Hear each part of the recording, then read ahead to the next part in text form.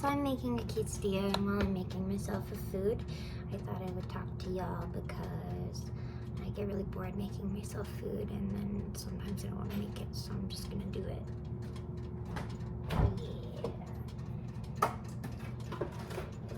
I feel better, so I'm using vegan butter. Vegan.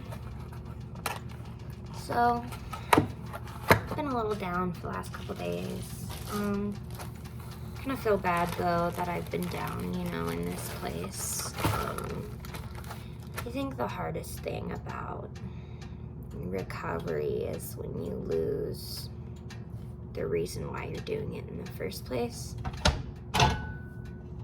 Which is, of course, like, ultimately, like, because I want to feel better. But part of the reason I want to feel better was so that I could work and feel like a functional human being. And, you know, I was super excited about finding a job that I finally felt like was going to support me and my disability. But, I mean, I'm going to be honest, I worked myself to the point where I wasn't taking care of myself very well every single day, and so by the end of the week I was getting really sick. And I mean, you guys saw in my last RE Talks video that I was pretty sick, and that was on my day off, but I had been sick a couple days before. And I've been really frustrated because overall I had been doing really well. Of course, I'd asked to leave maybe early once or twice, I get to get a shift covered, but then I would ultimately end up doing my shift. But then there was these last upcoming Saturdays because I was working a lot, and then I'd come in, I'd work all day, and I would use it as an excuse, or not even just use it as an excuse. Just sometimes I'd get home, I wasn't hungry because I'd worked all day and I hadn't eaten all day. But I was trying to be better. I was bringing snacks to work and really trying to stimulate my appetite during the day so that I didn't get down to that point in the day where I wasn't feeling good anymore. But obviously that ultimately didn't end up working out very well. And so I ended up getting really sick, and I got sick for 3 Saturdays in a row. And, like, you know, it just happened to be those Saturdays because that's, you know, it's the day I would get, I don't know, it just happened to be Saturdays where I would feel really faint. And I'm so frustrated because it was on the weekends. Like, now they think that I am,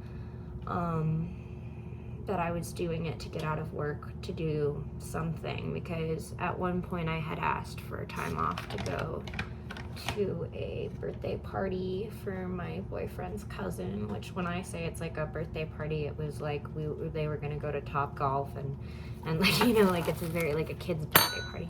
I'm not somebody who drinks alcohol or parties, but it was very much implied that they thought that the reason I was getting sick, and I was sick every Saturday, was because I was going out and getting myself sick. Which is really tough, because the reason I was sick was because I was working my ass off and I was working more hours than I should have been.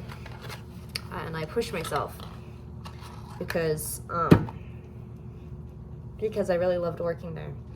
And so it's tough when I basically ended up getting punished for working my ass off. So I came in on that Saturday. It was the 3rd Saturday I'd been sick. And they're like, well, this is a pattern, you're not reliable. And I mean, that's tough because, like, on one hand, like, that's fair. I mean, I don't want to be letting the company down. I mean, but that's the thing, is, like, I was trying my hardest. I was doing my best, and to be told, like, yo, your best isn't good enough. In fact, like, now that we've used you up, used up all your energy, all your able-bodiedness, and now that you're actually showing us that you're disabled, we don't want you anymore, is kind of how it felt like. And that was really tough because, yeah, for a long time I was managing, but I had a significantly amount of less hours. And then as soon as they started upping my hours, which at the beginning I really was trying to keep low, but I was trying to be helpful because, but like, that's the thing, is like, people look at my ability and they think, okay, this is your ability, why aren't you able to keep that standard? But that's the thing, is like, the more I do something, the harder it becomes, because I'm slowly depleting extra energy, and then by that time where, like, you know, I get to where I'm starting to get actually sick, I'm starting to nearly pass out, I'm starting to just stuff like that, you know, then I'm just seen as just like a drama queen almost, which is really tough, because all they've seen is the foot I put forward, right? And that's the hardworking side of me. And when I'm not sick, I like to pride myself on being as hardworking as I can, but if I don't take the time to sit down and care for myself, I'm not going to be able to give my all constantly. And I was picking up more and more hours, and it got to the point where I was sitting in a chair half my shift, even though I was trying to do the work, because I wasn't healthy enough to even feel like I could stand up, which is not a good situation for me. Like, I was pushing myself, but instead of like saying, hey, let's have a conversation about how we get you so that you're not coming to these Saturdays and you're getting really sick, it was more like, if you don't stay, you're not gonna work for us anymore. Or at least that's how it felt to me. Maybe I miscommunicated, but yeah, I've never had to bring a chair into the bathroom with me, because I felt like I was gonna pass out growing up. And I brought a chair in with me. I mean, it's devastating, honestly. It's really tough, because I had all of this motivation to get better because I wanted to work harder. And now it's like, because I slipped up like once or twice, I lost everything. And I'm gonna be honest, like, the last couple days, I felt like, why even try? Like, why subject myself to just like torture and pain if I'm always gonna end up failing, and I'm never gonna be seen as actually reliable, you know, even when I try my best. And that's tough, you know. It's tough to have vulnerable moments and then be absolutely just rejected for them. And I mean, my coworkers who I was friends with have basically stopped talking to me. And, you know, maybe, you know, I feel bad. Maybe I left an accusatory resignation letter, but I mean, personally, I just wasn't doing well. I hope this is something I can talk about. Like, I'm not, like, and I'm gonna be honest, like, I don't, nothing against the company. I think that my situation is really complex, but I do think that some of the people involved could have handled it better, including myself. But it is very personal and emotional, and to have somebody constantly question whether or not I'm actually sick and I'm pretending is really, really hard, because that's what I've done all my life, is just have to prove myself to people, and I'm just really done with that. I'm done proving myself to people, because that is too much energy, and I don't have the energy to do that. I have enough energy going to being sick. I don't want any more energy going towards proving myself to be sick, because like, that's where this mentality, where this like wanting to relapse comes back, because it's like, how do I prove myself to be sick to these people? And it's like, well, why don't you just get worse? You know, I mean, why try? Why are you putting the work in? But I did have to this week recognize, like, that isn't fair to the progress I have made, and it isn't fair to the people that I've made recovery important to me and focused. I felt selfish saying my motivations are lapsed right now. And I still feel selfish, but I think it's important that I felt that, and I'm not going to say otherwise, that it wasn't important. But yeah, I've been insecure about the way I look recently because wearing a mask at work gave me a lot of acne, and I'm not used to that. And then I've been insecure because I put on recovery weight, and that's something I really wanted to do, but now I feel weird about it. Like, half the time I'm very happy about it. I feel like I did something to help myself, but at the same time I feel like when I say that I'm happy about it, I'm lying through my teeth a little bit, you know? And it's so odd because, like, the weight I am now, I used to, like, want to be more than this because you actually can't, like, donate blood at the weight I am currently, and I am somebody who really likes giving back, and so I've always wanted to weigh more than this up until the point where I started struggling with my actual weight. And it's just such an interesting, like, thought to go back and forth with. Is like, at one point I was so comfortable with the size I was at, and now I'm below that and I'm not comfortable with it.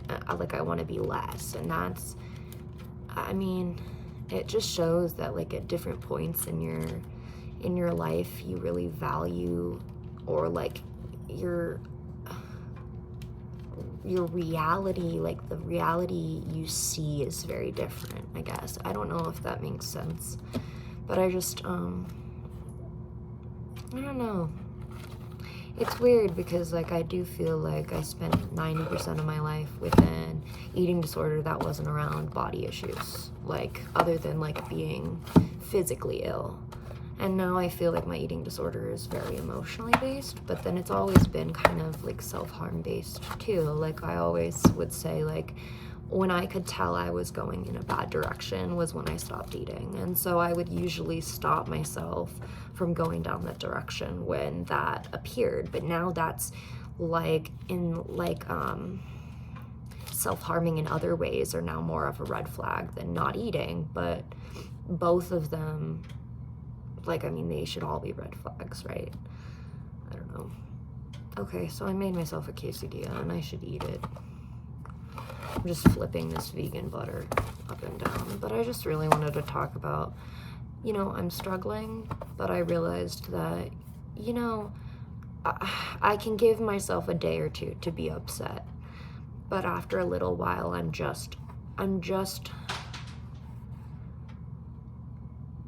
not moving forward, and I'm stagnating myself and my ability to do things. And, you know, I deserve to have the energy to write and read, and if I'm not working, then I want to do the passions I have and really support those passions. And so really just, you know, even though this time really hurts to have lost something that I loved so much, and a lot of people that I really cared about, I think